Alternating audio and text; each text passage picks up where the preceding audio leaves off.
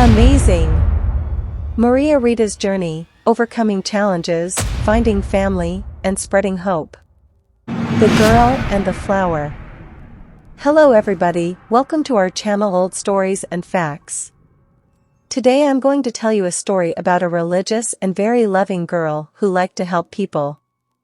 But first, I want to invite you to subscribe to our channel if you are not subscribed yet. It's free and fast. Ready? So let's go to the story. Maria Rita was her name, always very affectionate with everyone around her. She never answered badly to anyone. She liked to help the homeless, she would ask for food and they would take it to the beggars. Everyone made donations for her to help the needy. Everyone called her the mother of the poor. Others called her the flower girl, because she always carried a white flower in her hands. She never failed to carry a flower. This girl was 10 years old and liked to say prayers for the sick people. People got well the same instant she prayed and passed her white flower on the sick body, and they were healed the same instant. She became very well known and many people came from far away to be healed. Maria Rita came out of nowhere. Nobody knew who her mother and father were or where she lived. All they knew was that she lived among the beggars.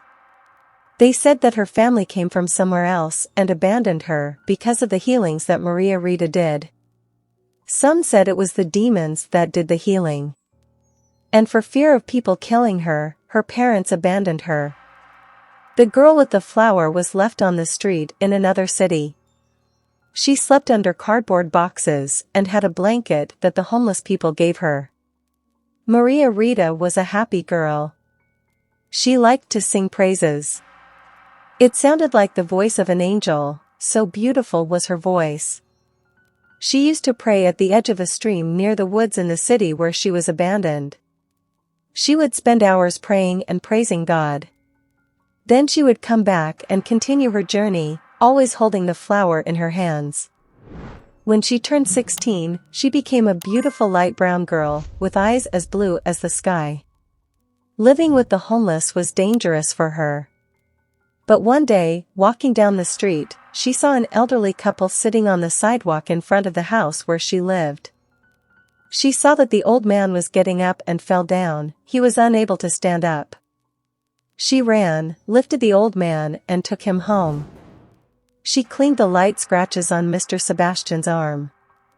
Donna Maria was happy with the girl's attitude and said, "How nice if we had a daughter like you to help us. We are already at an advanced age. My husband is 85 and I'm 80. We can't do anything anymore, not even to call for help if one of us gets sick." Maria Rita said to Donna Maria, "I live on the street, so I'll sleep here at your door. If you need me, just call me and I'll help you." "What's your name, my love?" she said. "Maria Rita." "So you live on the street? You don't have anyone?" "No, ma'am. I was abandoned. I don't even know who my parents are." "So you won't sleep on the street. You will live with us. You'll be our daughter. Do you want to, Maria Rita?" Maria Rita had a room to fix up, where she would be protected, and they would have a companion. She accepted, saying, "Donna Maria, I'll take care of everything for you. I'll take you to the doctor, to the bank. I just can't read or write." Donna Maria answered, "Then we will enroll you. And you will study." Maria Rita explained, "Donna Maria, I don't have any documents or birth certificates." Donna Maria said, "I'll register you in our name. Do you want to be our daughter?" Maria Rita answered, "Yes." And so they went to the notary's office to register Maria Rita as their daughter. Mr. Sebastian was very happy to have a daughter and went to register Maria Rita. He did the registration and soon he enrolled her in a school close to where he lived. Because she had lived on the street since she was 10 years old, she knew nothing. Donna Maria taught her many things, like how to cook and wash. Everything was going well, But one day Donna Maria woke up sick. Maria Rita took her to the doctor and had some tests. The doctor told Donna Rita, "Your mother won't last long. She is already old and her heart is weak. You have to be very careful." Maria Rita answered, "Then, sir, I will take good care of her, doctor." Every day, Maria Rita prayed and passed the flour to Donna Maria, but it didn't work, because it was time for her to leave. A week later, Donna Maria passed away, leaving Maria Rita alone with her father, Sebastio. Maria Rita took care of him until he passed away. 3 years after Donna Maria, Mr. Sebastio passed away. He was very old. Before he died, he said to Maria Rita, "When I die, everything I have is yours. I have several things, and I don't have anyone, only you. But I transferred everything to your name." That day that we went to the Cartorio to register the document, it was the transfer of everything I have to your name. Because everyone around here knows that we had no relatives. Now only you. Now you can read and write. No one will take advantage of you, daughter. You are our legitimate daughter. Never forget that. Sebastio left for glory and Maria Rita was left alone. A year after her father died, she went to visit her homeless friends. Everyone was very happy to see Maria Rita. She said, "I came here to extend an invitation to you. When I was with you, you took care of me, now I've come to invite you to live with me in my house. There are 4 rooms there, you can fit 3 of you. When you want, 1 room each. We have a big living room, the kitchen has a wood stove where we can make our own food. Each of us contributes with something and we all cook together and we don't starve. Do you all agree?" Some agreed and went with Maria Rita. They were happy and supported by having a place to live. Maria Rita had a reserve of money and went to buy boxes of chocolate, candies and water to give to them to sell at the traffic lights instead of begging on the street. This way they would have their own business. Everyone was happy. She said, "You sell and buy, but don't let it all run out. Always replace what you sell and keep a little money." And so they grew. Within 6 months, everybody was doing well. Every day they sold everything they brought. Maria Rita always guided them to save. Maria Rita helped her friends to have their own business.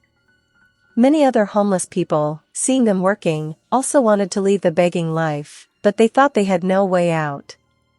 One of them said, "Talk to Maria Rita, she can guide you." So, they went to ask for advice on how to get off the street. Maria Rita asked, "How much do you have? Did you earn money?"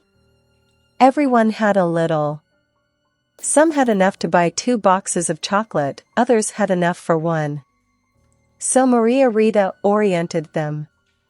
And that's how many homeless people started their own businesses. Before long, everyone had rented a place to live. Maria Rita helped many people to succeed in life. One day she said to those who lived with her, "I'm going to look for my parents.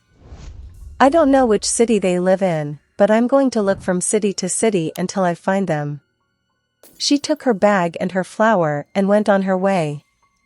In the first town, nobody knew. She didn't know her parents' names or how she would find them, but she didn't give up looking. She went to another city. Once there, she began to look for them on the street. That's when a lady saw her and said, "That's the girl with the flour." She came up to her and said, "You are back. Your parents said you had died." Maria Rita answered, "I was abandoned in the street, ma'am. An elderly couple took care of me when I was already grown up." Maria Rita asked, "Do you know where my parents are?" Her mother died. Your father left with 2 children and didn't tell anyone where he was going. Your father's name is Andre, and your brothers and sisters I don't know. All right, Then I'll go back to my house." She said goodbye to the lady and returned to the town where she had been abandoned. Her friends, seeing her from afar, came running to meet her and asked, "Have you found your mother?" Maria Rita answered, "No, she died, and my father moved out of town and nobody knows where." Maria Rita asked, "And business is going well? Are you all selling a lot?" They answered, "Yes. Yes, we sold everything we had." Then Maria Rita said, "I think I will sell with you. On this trip I ended up spending a lot. Now I only have money to buy a few boxes of chocolates and candies.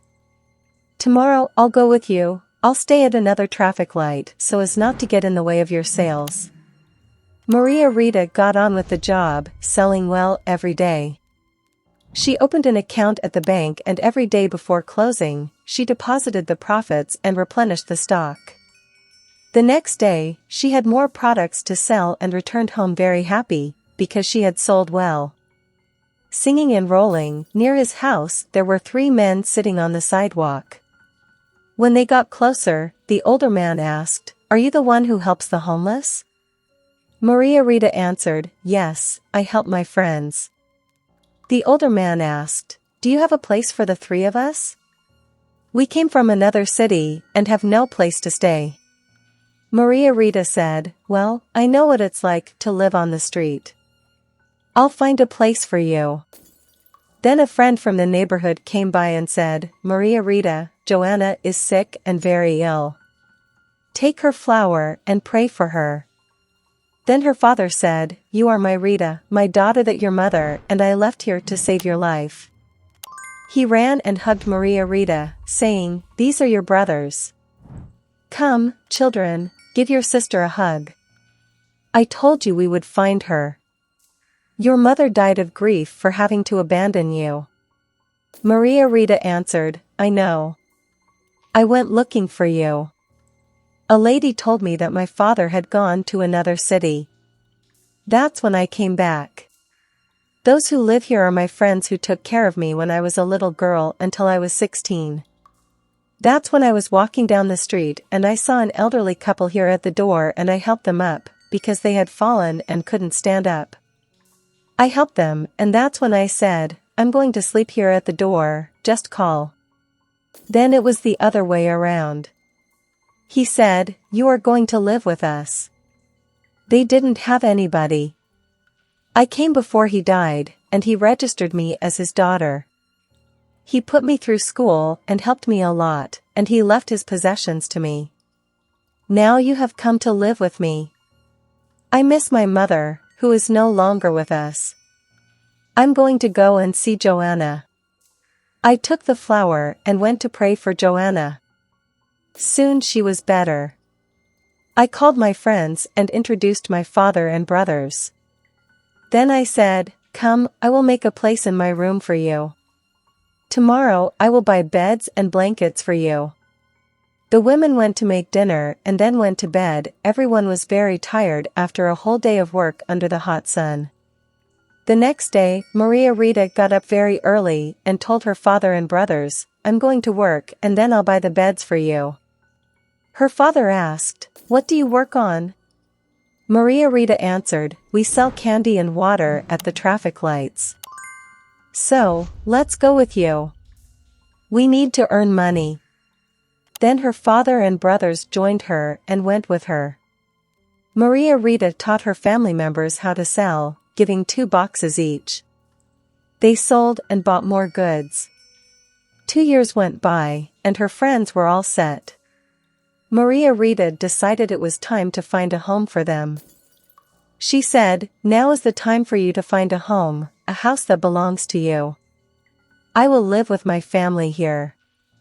You are already independent." Everyone made a good living, and so they all went to their own corner. Maria Rita stayed with her father and brothers. At that time, she was 50 years old and sick, but she didn't say anything to her family. One day she called her father and said, "Let's go to the notary's office with me." Her father went without asking anything, just accompanying her. At the registry office, Maria Rita transferred all her assets to her father. He asked her why she was doing this, and she answered, "I'm sick and I don't know what can happen. I am registered as the daughter of Mr. and Mrs. Maria Sebastio. If I die, you will be left with nothing. So now you and my brothers have a place to live. There is also a farm, in case you want to produce. It is rented, just ask the man to find another place. The house is furnished, you just have to maintain it. I will give you power of attorney to take the money that is in the bank. It's a good amount of money and you'll be protected." Maria Rita continued to work at the traffic lights with her family. Every day she sold a lot, many boxes of chocolates, candies and jujubes. One day, Maria Rita couldn't go to work. She was weak and had a fever. She rested, and her father kept her company. Her fever worsened, and her father took her for a medical examination. The doctor diagnosed Maria Rita as having severe pneumonia and that the treatment would be difficult. The two of them spent their days fighting the illness, but Maria Rita was getting weaker and weaker.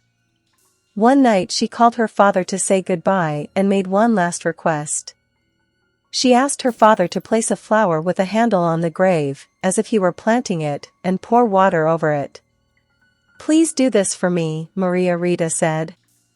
"Go to the bank with the document and withdraw an amount to buy a simple coffin. I don't want luxury. Now give me a hug. I'm going to rest for a while. You can go and rest too. Tomorrow you'll be back."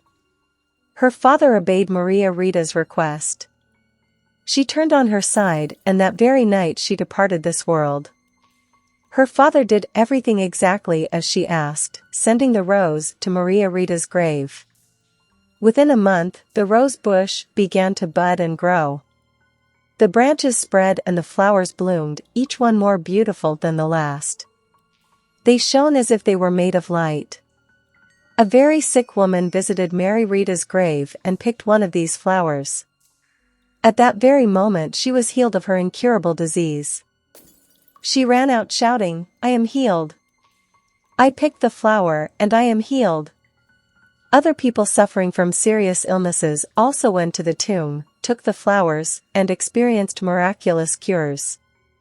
Word spread quickly about the healing flowers. People from all over began to visit Mary Rita's grave, offering prayers and thanks to God for the healings they received.